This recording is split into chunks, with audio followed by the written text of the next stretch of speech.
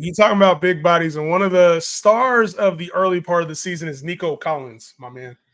Nico Big Collins. dog. Yeah. And that's Yeah. one I got to eat crow on, bro, because I was like, yo, why are we taking Nico Collins over Diggs? And Nico is him, bro. Like, he's the guy on this team. I think it's easy to see. Now, Diggs does have a role on this team. I'm not saying that. And if you have Stephon Diggs, I think he's still going to be a wide receiver too, at least moving forward. He has upside. But Nico is the clear alpha in this thing and leading. I want to say he's the number one receiver in fantasy right now. Yeah, he is. But how do you view this? Do you think that he's like clearly taken over and is the guy right now? Because I think a lot of people are like, there's not a single player I would trade for Nico Collins right now. Like, there's a lot of people who view him as the number one, number two, number three wide receiver in all of fantasy. And I don't know if I could get there. Like, Nico is him, but like, I also do see Tank Dell, Diggs, Joe Mixon, who's been out, having their moments in this offense at times throughout the year. Yeah, I mean, they're going to have their moments, but I don't think it's going to come to the expense of Nico Collins. But Nico Collins being the number one on this team, you're welcome, because I've been saying that all offseason, right? But as far as I'll show you, it's on your page, bro. It's on your page, dog. You know what I mean? I'll send you the video. Pull it up. Why you have to say that, though? I got the receipts. Yeah. But listen, I always thought that Nico was going to be that dude. When they're talking about, because Diggs is who he is, right? Diggs is like, he's getting a little longer in the tooth. He's going to be working the middle. And I always thought that Diggs is going to be more at the expense of Dalton Schultz, their tight end, right? He's going to replace that. And that's kind of what he is, right? Tank Dell will be a factor, but he's going to be inconsistent to a point where you're not going to want him on your team, because when you bench him, he's going to go off. When he's there, he's not going to do shit. But Nico Collins' role has always been, when you need a first down, I'm him. When you need a deep bomb, I'm him. When you need something in the red zone, I'm him. He's going to be getting those looks. And he's fast. He's just the alpha body. The reason why I won't put him in my top 5 now is because Nico Collins' injury history is something you always have to consider, bro. Boom, boom. I don't think he's ever played a full season. And with as much hits that you see he's taken, with as much damage that, it's just hard to see him and be like, you know what I'm saying? Like, yeah, I think the thing about him is that he's definitely going to get the yardage, whereas I think Diggs is probably going to be the touchdown guy. So it's easy. I mean, obviously leading the league in yardage right now. It's either him or Neighbors is leading the league in yardage. But I know he is. He's leading the league. Yeah, I thought it was either him and then Neighbors is the number one receiver then, right? I knew one of them. Yeah, Neighbors got some by legitimately like 0.8, 0.7 points. Oh, yeah. So essentially they're both at the top. But it's like the one thing I love about Nico is that he is going to take chances downfield, and that Stroud trusts him downfield in those situations. And we saw him pepper with 15 targets last game. So like I like Nico Collins a lot. But the fact that like Diggs is on the team, and Diggs himself is the top 10 receiver right now, like the fact that like those two are still there and that teams may end up like saying, hey, we want Diggs to beat us, we want Dell to beat us, or that the team might say, hey, look, we got to utilize Joe Mixon a little bit more, does slightly give me pause of putting him in the top 5 clearly. Like when I think about the top 5 guys, I'm thinking CeeDee Lamb. I'd rather have CeeDee Lamb over him. Yeah. I'd rather have Justin Jefferson over him. Yeah. I'd rather have St. Brown over him. Oh, yeah. I'd rather have Jamar Chase over him. Okay, yeah. And I think I'd rather have A.J. Brown over him still, too. I would, too. Yeah, it's like that's kind of where the tier break is for me. And I think those are the guys where, like, I've come up a lot on Nico Collins. I just don't know anybody else, like the Tyreek with Tua, I would put over him. Yeah, me too. Yeah. Cooper Kupp, when he's playing, I'd probably put him over him. I don't think I would. Even when healthy? I think that's where even when healthy, I think that's where it stops. Because the biggest concern for me, and one of the things is Malik Neighbors, he is the number 1 wide receiver because what? The volume. The volume, right? The Malik Neighbors is leading the league in receptions at 35 receptions. Nico's only he's on a historic pace for targets.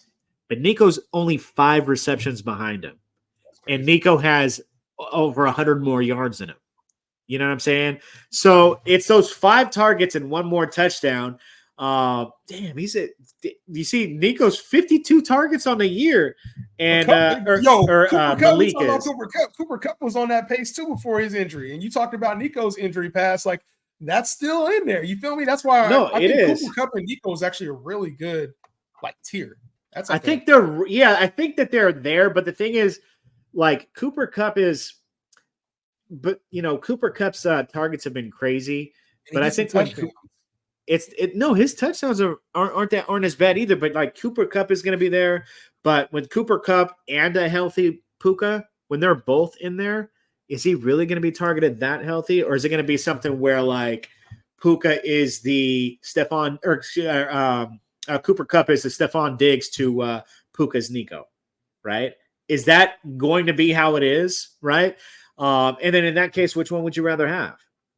Yeah, you got to see when they're both healthy. I think we haven't seen both of them healthy. Puka was injured. Cooper Kupp got hurt. So that's a tough one. But Nico, it's like I look at him now as I had to do it, and he's still definitely a wide receiver one. It's just I don't know that I'm willing to put him over any of those top 5 guys quite yet. That's where I'm at with Nico. And he's right now, you can probably get, I think if you were hunting right now, you could get AJ Brown in another piece for Nico, or you might be able to get Cooper Kupp in another piece for Nico, or Tyreek Hill in another piece. And when I say another piece, it's not always a small piece. You might be able to get like another starting caliber player. That's a tough move to make, but I think it's the savvy move. Like when we talk about, high level moves in your more competitive leagues, I would say like your casual leagues, you don't have to worry about deals like that. But in your more competitive leagues, this is how you get ahead. This is how you kind of got to take like a market L in order to win your league, in order to get the value for later on. At least that's what I've found. So explain that a little bit more when you say market L, market value, because I think that's gonna help a lot of people out. Yeah. So when I talk about market value L, it's like on paper, people are gonna be like, why would you do that for Nico Collins? He's the number 2 receiver right now. Cooper Kupp is hurt. Why would you want a player like that? Tyreek Hill doesn't have a quarterback. Why would you do that? But in fantasy and in football, a lot of times things tend to even out. There's rarely do we see those seasons when you have a 2,000-yard season from Calvin Johnson. You have a 2,000-yard season from Chris Johnson. Those are rarities. Most of the time what we see is great stretches of games. We talk about like C.J. Stroud last year in the middle of the season. He had those like back-to-back 35-point games. DJ Moore at one point had like a really nice stretch of games. Players go through times when they go through stretches of games and their market value then it's at its highest. It's just like a stock. There's times when the stock runs really high. That's when you want to sell. And there's other times when the stock runs low, it becomes risky. But if you're going to take a risk, do it on a blue chip type stock. When I'm talking about guys like Tyreek Hill, Cooper Kupp, guys that we have proven to be top 5 commodities at their range. So always, if you can find a time to trade at the highest market value, which Nico Collins is right now, Malik Neighbors belongs in there as well. You trade at the highest market value for a player that's probably very similar. Maybe you can call him better or worse. I don't care. But a similar value that's at a much lower market value, that's a dub. That's a dub. You got to treat these teams. Drop game on them, because I'm telling you when I say this, man, you want to, I always say this, don't fall in love with these players, man.